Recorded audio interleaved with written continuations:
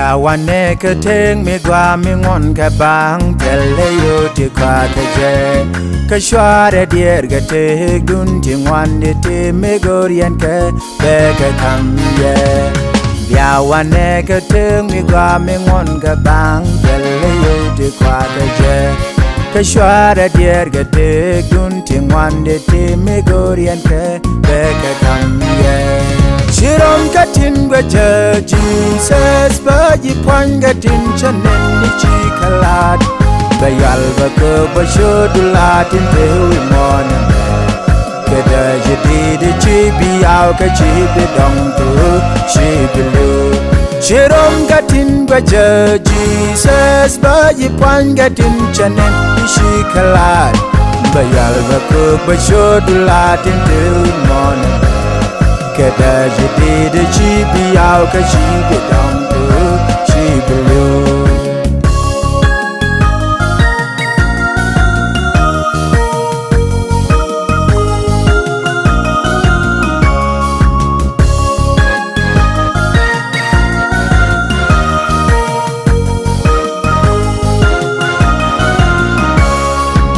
Usme bum kadini jentaram me dong me par ka je Kabum tingwan di chega pot kalia de ni wijas Kashe jenyus ni nyam kware diale de ni jen Bum ni jen kara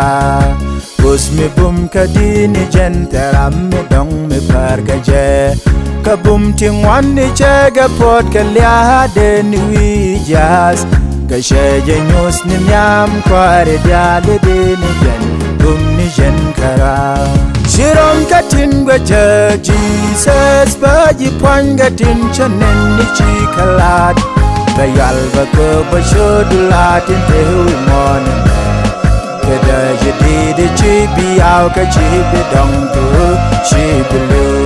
Shirom katin gwaja Jesus baji pwan gatin chanen ni chikalat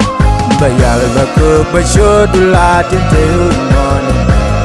Keda jadi de chibi au ka chibi dong tu chibi lu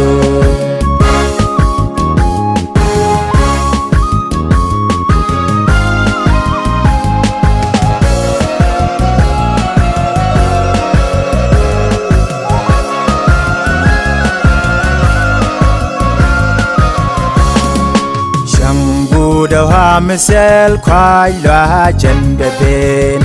Yang aja birama nyur karakatin shilat belu ni jin karadu Shang ama aja ngon ni shul misal labwai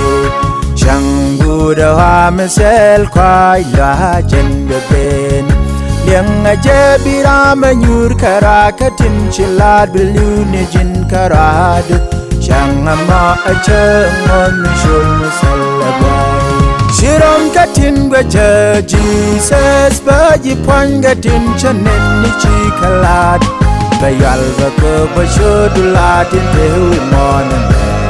Keda jadi de chibi au ka chibi dong tu chibi lu Shirom katin gwaja Jesus baji pwan gatin chanen ni chikalat Bayal baka bashodulatin tewi mona Keda jadi de chibi au ka chibi dong